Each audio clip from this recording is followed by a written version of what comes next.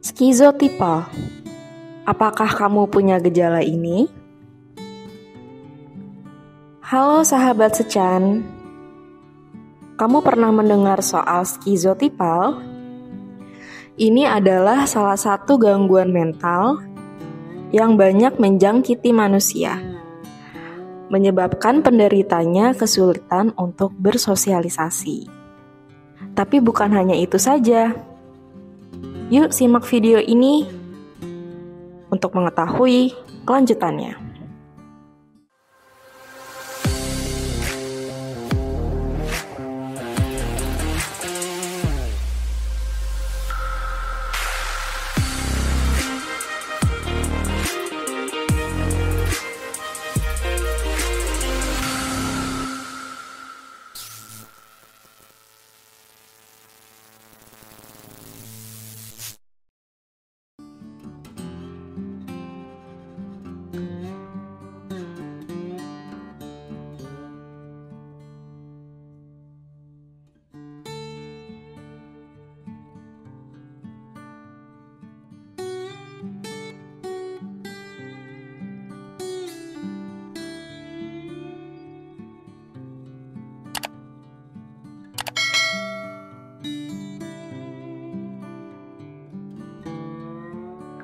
Apa itu skizotipal? Skizotipal adalah salah satu gangguan kepribadian yang menyebabkan penderita memiliki kesulitan untuk memiliki hubungan dengan orang lain. Masalah mental ini juga bisa disebut dengan gangguan ekstrinsik yang membuat penderitanya berperilaku aneh. Makanya, penderita akan kesulitan bersosialisasi dengan orang lain. Penyakit ini bisa divonis dalam usia dewasa, karena pembentukan kepribadian akan memakan waktu yang lama. Gangguan mental ini bisa terbentuk dalam rentang usia hingga 50 tahun. Berikut ini beberapa tanda dan gejala dari penyakit skizotipal. Tidak suka dengan orang lain dalam tahap berlebihan. Lebih suka mengasingkan diri. Kerap kali merasa cemas berlebihan. Berpenampilan aneh, percaya ilmu sihir, punya persepsi yang berbeda dengan orang lain,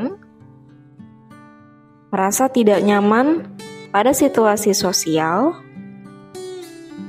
kesulitan memiliki teman, dan susah percaya dengan orang lain.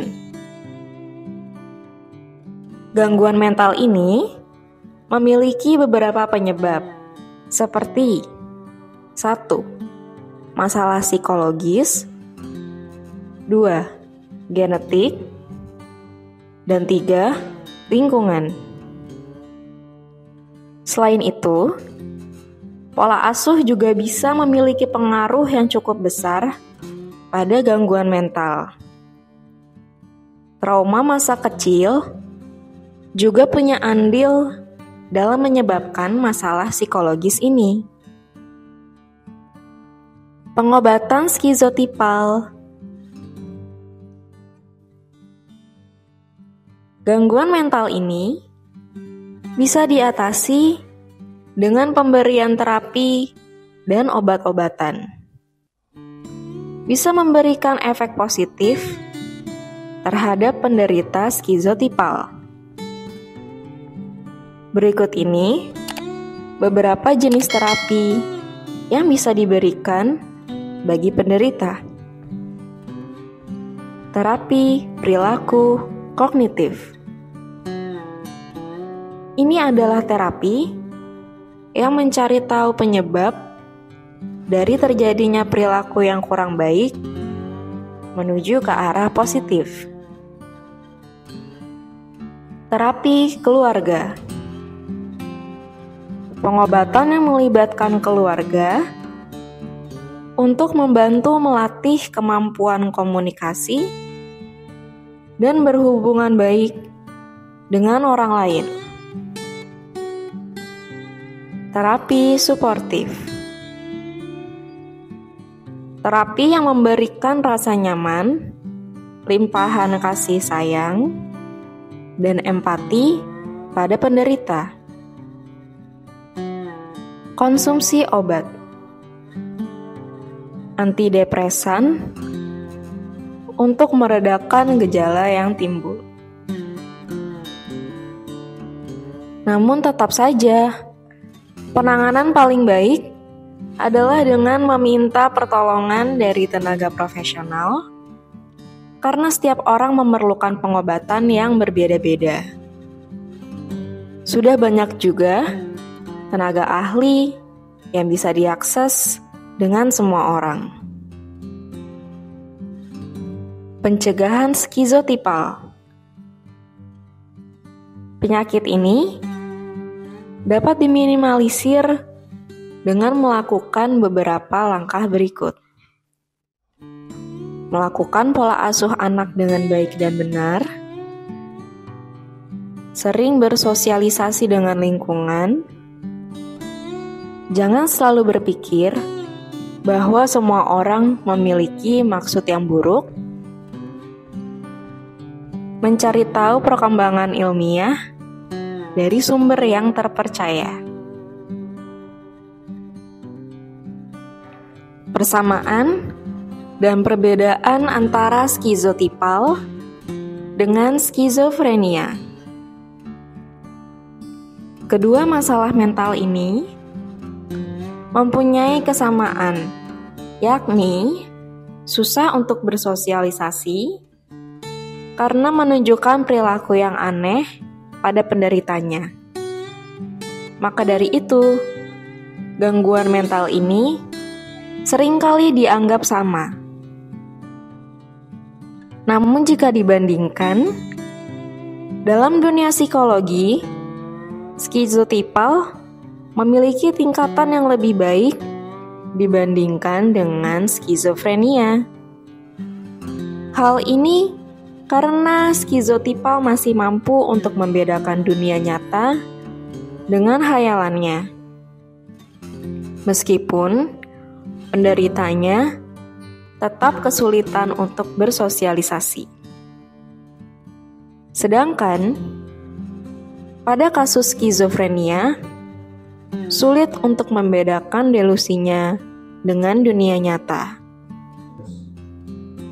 Skizotipal memiliki frekuensi dan intensitas halusinasi, juga delusi, yang lebih ringan jika dibandingkan dengan penderita skizofrenia. Gangguan skizofrenia. Bagaimana dengan skizofrenia? Gangguan mental ini adalah kondisi di mana penderitanya mengalami delusi dan halusinasi, sehingga hal itu bisa membuat orang menjadi susah untuk mengontrol perilaku dan pikirannya. Tahukah kamu, dilansir dari data Kemenkes 2019, diperkirakan sebanyak 450.000 orang dengan gangguan jiwa berat. Skizofrenia adalah salah satunya. Skizofrenia memiliki risiko kesehatan paling besar, bahkan bisa 2 hingga 3 kali pada usia muda.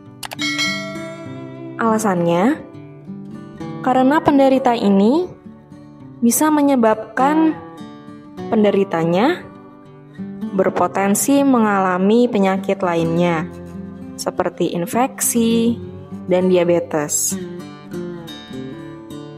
Masalah mental ini bisa ditandai dengan beberapa ciri, seperti kesulitan untuk berkonsentrasi dan mengingat, susah untuk berkomunikasi, sering mendengar bisikan dan suara yang sebenarnya tidak ada,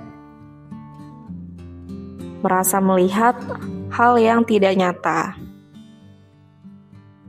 Ingat, masalah mental ini jangan ditangani dengan melakukan self-diagnose, agar tidak adanya gangguan yang semakin parah, serta demi mendapatkan penanganan yang langsung tepat sasaran.